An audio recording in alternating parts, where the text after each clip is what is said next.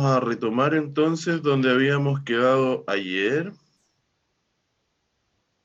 Estábamos hablando justamente de las propiedades periódicas. Voy a retroceder un slide. Aquí nosotros nos habíamos quedado un poco en cómo estaba formada la tabla periódica. Habíamos visto un poquito antes, ¿cierto?, los descubrimientos de forma histórica, cuando se descubrieron los diferentes elementos. Cómo está en general separada la tabla periódica por bloques, y eso es lo que le explicaba a la compañera recién. Simplemente hemos detallado cómo está conformada la tabla periódica hablando por bloques o grupos que tienen los últimos electrones en los orbitales S, los que tienen sus últimos electrones en los orbitales D, P o F, que estaban acá abajo. Y lógicamente revisamos en general cómo estaban las configuraciones, pasando por el S1, S2, P1, P2, P3, P4, P5, P6, y luego comenzábamos con los iones de transición, los que tienen sus electrones de valencia en los orbitales D.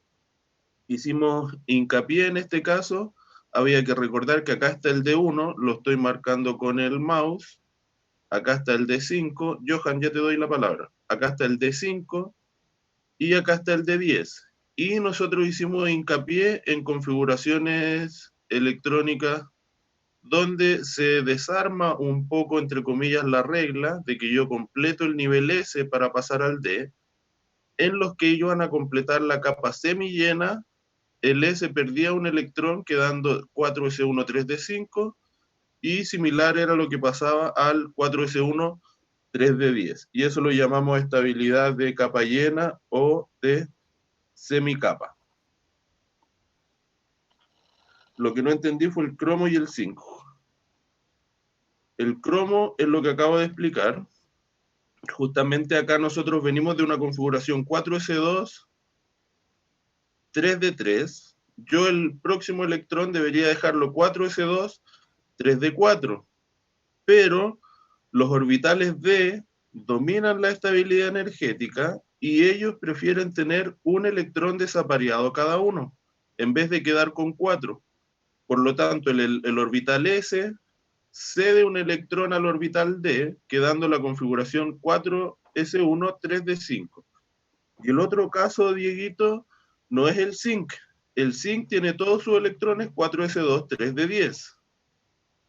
Y el cobre, por ejemplo, venimos de una configuración 4s2, 3d8, debería ser 4s2, 3d9, pero por estabilidad pasa lo mismo, el orbital S le entrega un electrón al orbital 10 D para que quede en la capa completa. Eso es lo que habíamos hablado, Dieguito.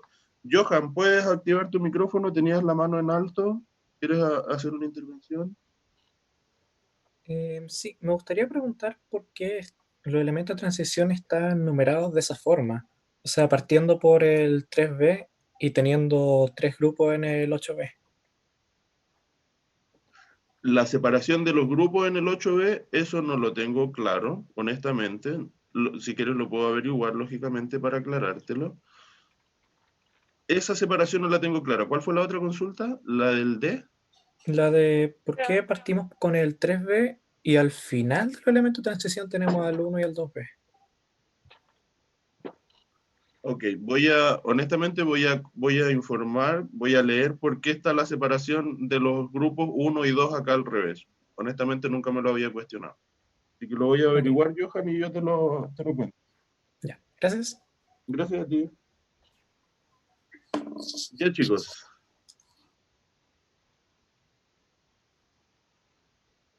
Entonces, hablábamos de los de 5 que estaban a la mitad de la tabla, de 10 que estaban al final del bloque, los 4F que llamábamos lantánidos o la serie de transición interna, y los 5F que llamábamos actínidos.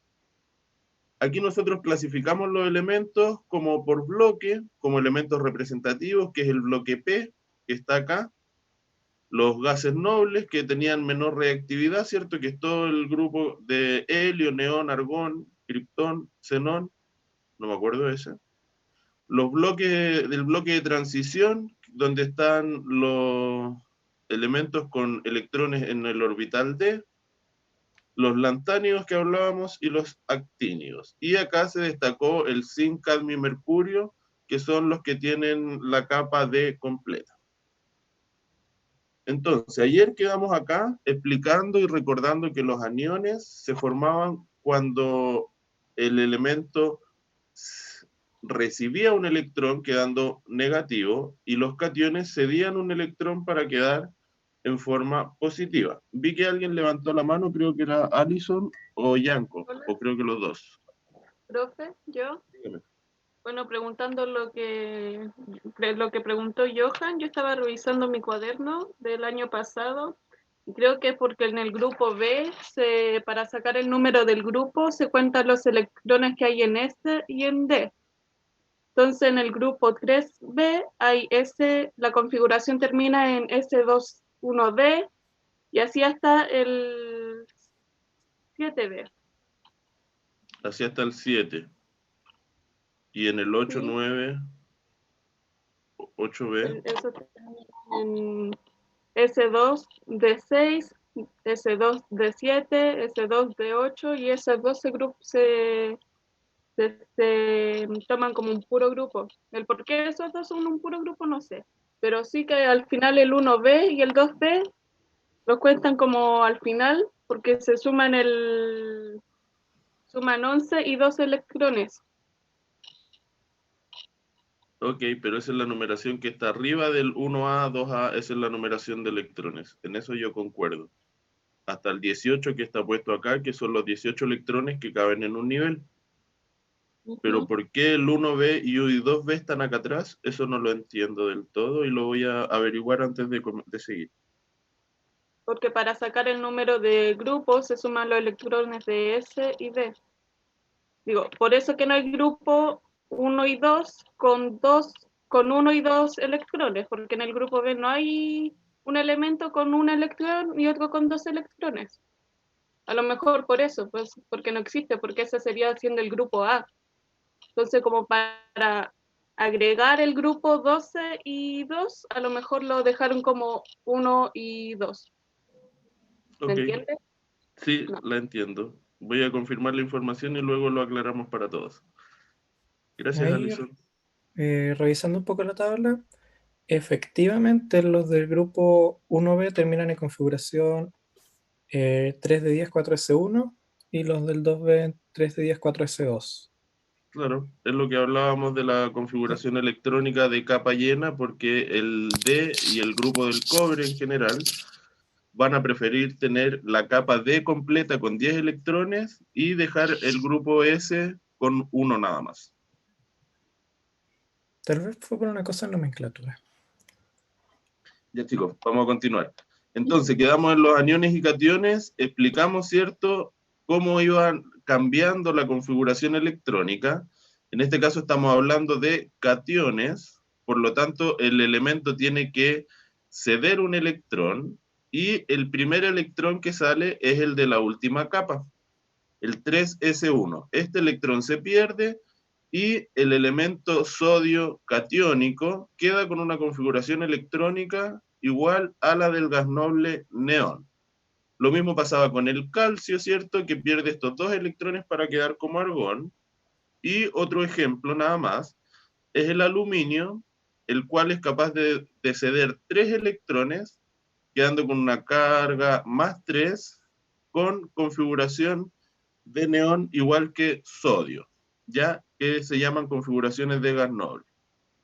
De igual manera, ¿cierto? En los aniones, ahora el elemento gana un electrón, o sea, por ejemplo, en el caso de hidrógeno, 1s1 pasa a ser 1s2 o con configuración electrónica de helio. Ya les voy a dar la palabra, chicos, a los que están levantando la mano, un segundo. En el caso del flúor, entonces, que es más común, nosotros sabemos de que el flúor y en general los halógenos tienen una carga -1, ya que tienen una configuración 2p5, y ellos preferirían estar como 2p6 o como gas noble, que en este caso es neón. Lo mismo pasa en oxígeno y lo mismo pasa en los compuestos nitrogenados. Ya todos ellos van a buscar tener configuración electrónica de gas noble. De esta manera, entonces, nosotros en la tabla periódica, más allá de la configuración, lo que se puede, entre comillas, predecir o estimar es el estado de oxidación más común en el cual participan los elementos. De esta manera, los elementos del grupo A, los elementos del grupo alcalino, ellos siempre van a tender a ceder este electrón para formar una configuración de gas noble. Aquí van a quedar con una carga más 2, más 3, y lo que les mencionaba, la carga más común de los halógenos, el menos 1. ¿Ya? Oxígeno tiene carga común menos 2, azufre también, son los estados de oxidación más comunes, los más comunes, chicos. Esto no significa que sea el único estado de oxidación que existe. Aquí menos 3. Entonces aquí nosotros tenemos una serie de ejemplos, por dar a nombrar, sodio catiónico, aluminio 3+, el ion fluoruro, el ion oxígeno 2- y el anión nitrógeno 3-. Y todos estos elementos quedan con configuración electrónica de neón, que es el gas noble que mencionábamos, ¿ya? Y cuando todos tienen una configuración electrónica idéntica, se llaman elementos isoelectrónicos, ¿ya? Esos son términos que ustedes tienen que manejar, que se pueden consultar. Por ejemplo, ¿qué elemento es isoelectrónico con hidrógeno aniónico? Si yo hago la configuración de hidrógeno aniónico, es 1s2. Si nosotros buscamos en la tabla, es el helio. ¿Ya? Chicos, hagamos una pausa. ¿Quién tiene la mano en alto? Hola, buenos días. Dígame. Es que quiero hacer una consulta sobre la configuración electrónica del cobre. ¿Qué pasaría si pierde un electrón en ese caso? Porque era como una excepción donde el S se le quitaba un electrón y se le pasaba al D. Ya, ¿Qué en ese pasaría caso, si pierde el S se queda con 0 o se le quita uno al D y se devuelve uno al S? no, en ese caso, muy buena consulta. Siempre, siempre, siempre, y esto lo van a ocupar más los químicos que luego tienen química inorgánica, en la ionización de los elementos de transición, los primeros electrones que se remueven, porque los iones de transición siempre presentan cargas positivas, los primeros electrones que se ceden son del orbital S. De tal manera que si el cobre cediera un electrón, uno de sus estados de oxidación más comunes de encontrar es +1 y +2. Por lo tanto, el cobre +1 cedería el primer electrón del orbital S, quedando con una configuración 3d10.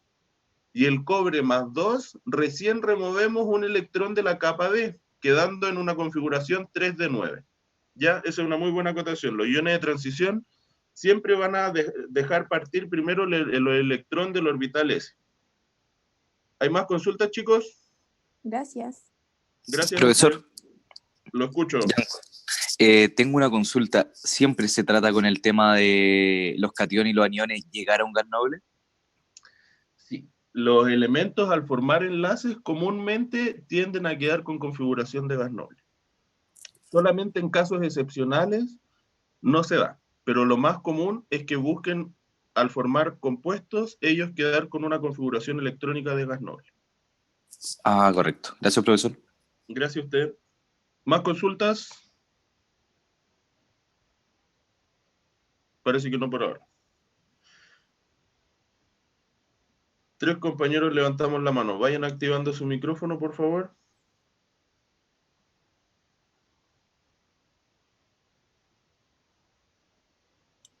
¿Aló, profe? Lo escucho. Entonces, cuando era ionización de elementos de transición, entrega el electrón el orbital S. Exactamente, eso de hecho es lo que está destacado en pantalla en este momento, la configuración electrónica de los elementos de Ah, ya, sí, transición. pero entonces, ¿querían 3 de 10 o en el... o, o qué? Por ¿Se ejemplo, que aclaró su duda? o sea, quedaría sin electrones en el orbital Ese. S y el 10 completo. O sea, por ejemplo, el orbital 3 de 10 estaría igual, no se cambia nada. Hablando en el caso de cobre 1, De que cobre, es el eso. ejemplo, exactamente, en el caso de cobre 1, si él cede solamente un electrón y es más fácil remover el del orbital S. Ya, perfecto. Muchas gracias. Gracias a usted. ¿Quedan más consultas, chicos? Profe, Dígame. porque era más fácil remover del orbital S. Se lo voy a revisar, es un tema de energía simplemente. Se lo voy a esquematizar bien. Pero por ahora vamos a dejar como regla que en los elementos de transición, los electrones siempre son removidos de la capa S primero, Aunque luego de la capa D.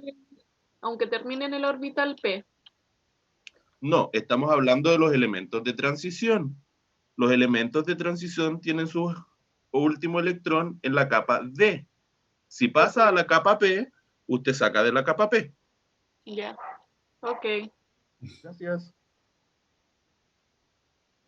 Ya chicos, entonces, seguimos con los elementos de transición. Como les decíamos, si formamos el catión, por ejemplo, de hierro, el hierro tiene una configuración 4s2 3d6. Si formamos el catión más 2, los primeros dos electrones que salen son de la capa S. Por lo tanto, esto, cuando queda sin electrones, no se escribe, simplemente uno dice que queda con una configuración 3d6, ¿ya? Y ahora, en el caso de pasar al catión más 3, que también existe, recién ahí yo remuevo un electrón de la capa D, ¿ya? Lo mismo pasa en el caso del ion manganeso. El manganeso, al perder sus dos electrones, pierde primero los electrones de la capa S, queda con una configuración 3d5, y acá vamos a tratar de entender un poco qué es la carga nuclear efectiva, y esto guarda relación con la electronegatividad, ¿ya? La carga nuclear efectiva es definido como tal, como está acá, está definido como la fuerza con la que el núcleo positivo, ¿cierto?, atrae a los electrones de la capa de valencia, ¿ya? Por ejemplo, aquí está esquematizado un núcleo que tiene una carga más 2 y tiene dos electrones en su orbital. Para sacar el primer electrón se necesitan solamente 3.94 por 10 a la menos 18 Joule. Es una energía cercana a 4 por 10 a la menos 18. Pero ¿qué pasa? Una vez que yo ya removí esta carga más 2 actúa solamente sobre un electrón. En este caso está actuando sobre dos electrones. Si actúa la carga más 2 solamente sobre un electrón, esta atracción es mucho más fuerte. Y ahora la energía que se necesita para extraer el segundo electrón es más del doble, ¿ya? Entonces nosotros vamos viendo la energía necesaria para remover los diferentes electrones, ¿ya? Por ejemplo, el set efectivo acá, viendo ahora en la tabla periódica, litio y berilio. Litio es del primer grupo, elemento alcalino, y él atrae a su electrón con una fuerza muy bajita. O sea, vale decir, ese electrón lo va a ceder. Nosotros veíamos que del grupo 1, ellos tienden a ceder electrones. En cambio, en el bloque P, ellos tienden a atraer electrones. Por lo tanto, los electrones están atados a su núcleo con una fuerza mucho mayor, ¿ya?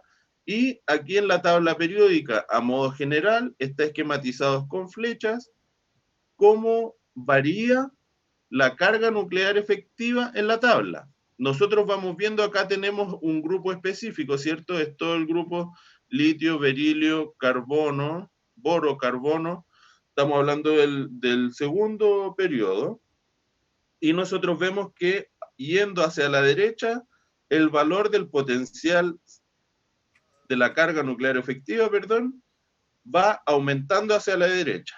Y también aumentará hacia abajo en los periodos, ¿ya? Así varía la carga nuclear efectiva. Entonces, la carga nuclear efectiva está definida también como este Z, donde Z es la fuerza de atracción que genera el núcleo y este sigma es lo que se denomina una constante de apantallamiento, ¿ya? Una constante de apantallamiento, o sea, cuánto pueden los electrones bloquear o apantallar, como es el término, esa fuerza del núcleo, ¿ya? Entonces, acá nosotros tenemos la fuerza del núcleo, el factor de apantallamiento, y por diferencia nosotros sacamos el Z, la carga nuclear efectiva, que actúa sobre cada uno de los últimos electrones. ¿Ya? Y ahí hay una aproximación, más que nada el Z efectivo viene haciendo el Z menos el número de electrones internos, que es lo que yo le decía, que son los electrones que generan el efecto pantalla. ¿Ya?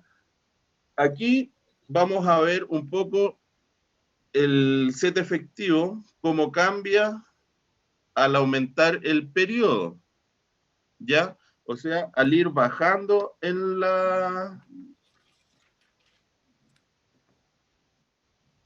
un periodo, aumenta a la derecha, estamos hablando lo mismo.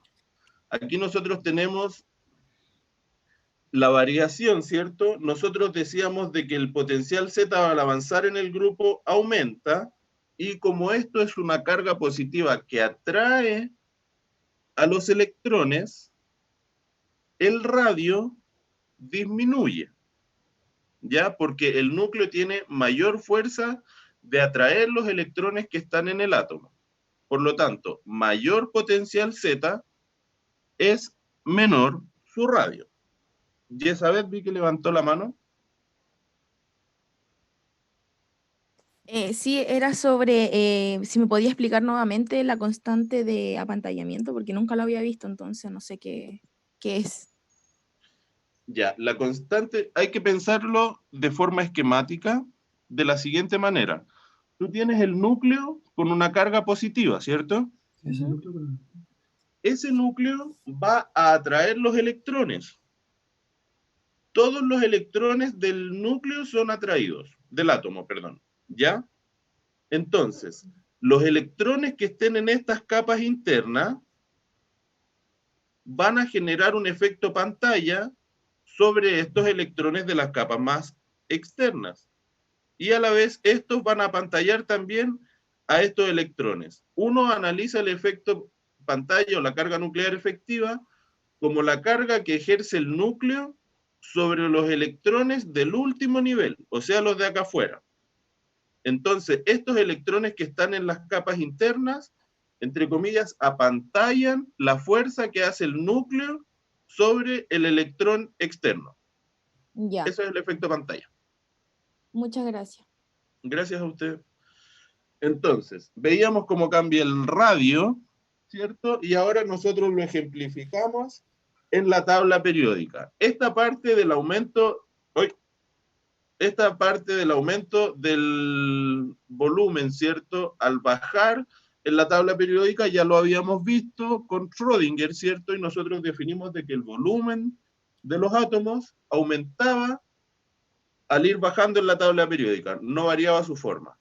Y por lo que hablábamos, acabamos de aclarar que en el periodo mismo, si nosotros avanzábamos, la carga nuclear efectiva aumentaba, y nosotros vemos de que el radio va disminuyendo, ¿ya?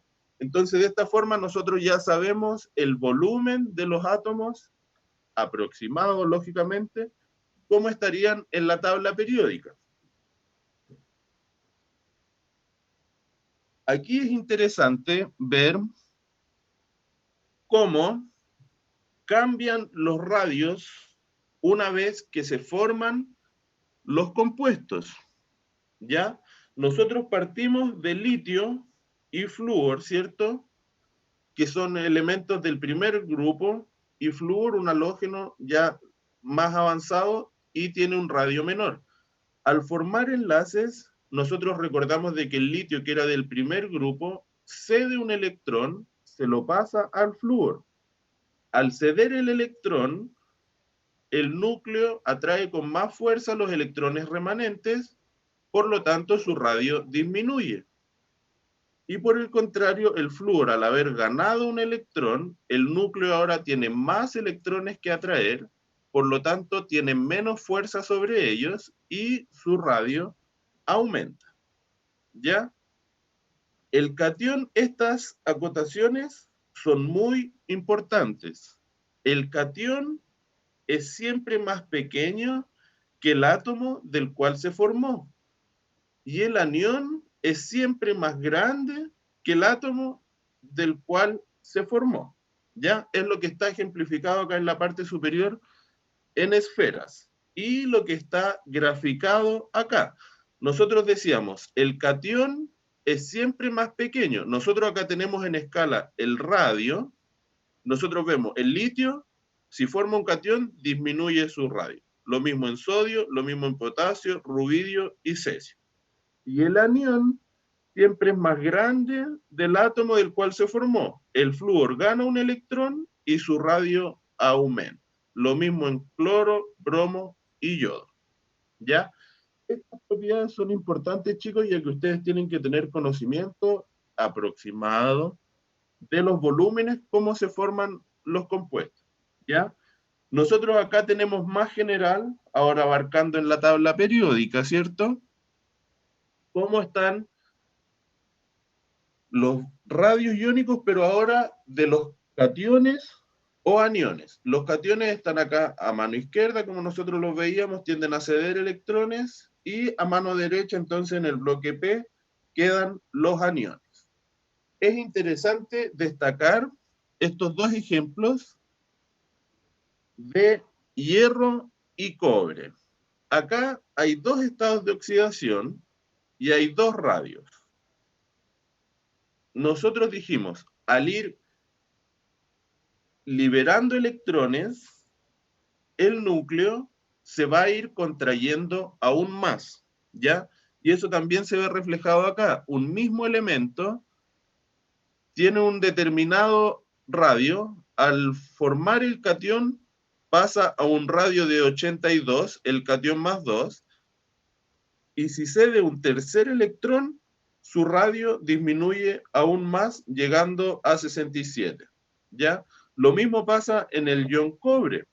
El ion cobre, al liberar primero un electrón, queda con un radio de 96, y al liberar el segundo electrón, queda con un radio de 72, ¿ya? Entonces ustedes tienen que saber relacionar el radio de los elementos con su carga, ¿ya?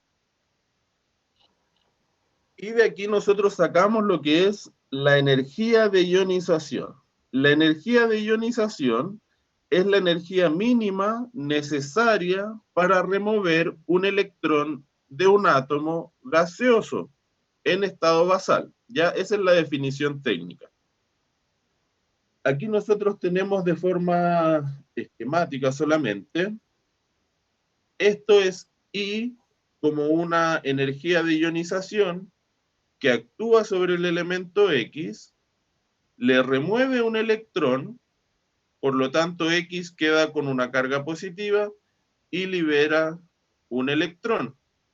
Y 2 es la energía de ionización para remover el segundo electrón, que como veíamos anteriormente tiene que ser mayor a I1, y ahora el elemento en estado gaseoso pasa a tener un estado de oxidación más 2. Acá deberían haber 2 electrones, ¿ya?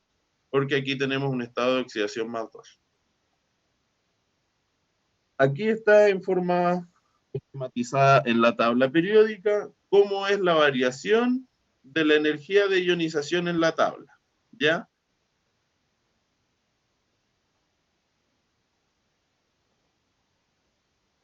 Ahí está la tercera energía de ionización.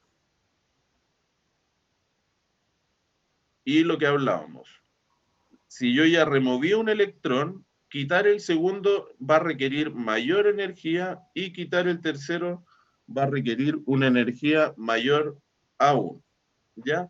Aquí está tabulado simplemente en gráfica la primera energía de ionización de diferentes elementos en la tabla periódica.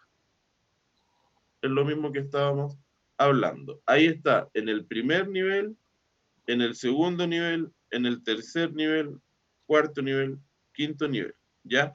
O sea, nosotros vamos viendo de que al ir bajando en los periodos, la energía de ionización disminuye, ¿ya? Que es lo que está ejemplificado acá. Acá en verdad está puesto como el incremento. Nosotros acabamos de mostrar de que la energía baja en el otro sentido, es lo mismo, ¿ya? Los elementos del grupo 1A, entonces, con sus correspondientes energías de ionización, y que también se puede relacionar entonces con la reactividad del elemento, ¿ya? Los elementos que estén más encima del grupo son menos reactivos y al ir bajando son más reactivos. En el grupo 2, por ejemplo, se ejemplifica las reacciones con agua. En el caso de berilio que estamos acá, dice que no hay reacción. Luego, al bajar a magnesio, calcio, estroncio o bario, se produce la reacción, ¿ya? Los elementos hacia abajo son más reactivos.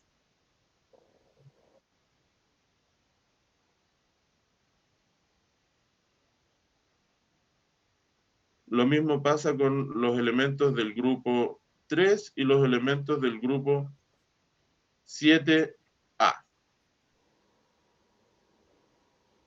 Ahora, el incremento de la reactividad en el caso de los aniones, acá que estamos hablando en el otro bloque de la tabla periódica, acá la reactividad aumentaba hacia abajo. En este caso, la reactividad aumenta hacia arriba, ¿ya? En el caso del bloque P. Es diferente al elemento del grupo 1, ¿ya? Chicos, para terminar, ¿están dispuestos estos ejercicios? ¿Ya? Ustedes los pueden desarrollar con calma. Como siempre, en la plataforma ya me informa que me queda menos de un minuto. Y este es la última diapositiva del PPT que nos tocaba ver hoy. Lo vamos a dejar hasta acá. Ustedes van a quedar como tarea desarrollar estos ejercicios y yo voy a estar atento al correo si es que ustedes tienen duda para desarrollarlo. Ya nos queda menos de un minuto, chicos.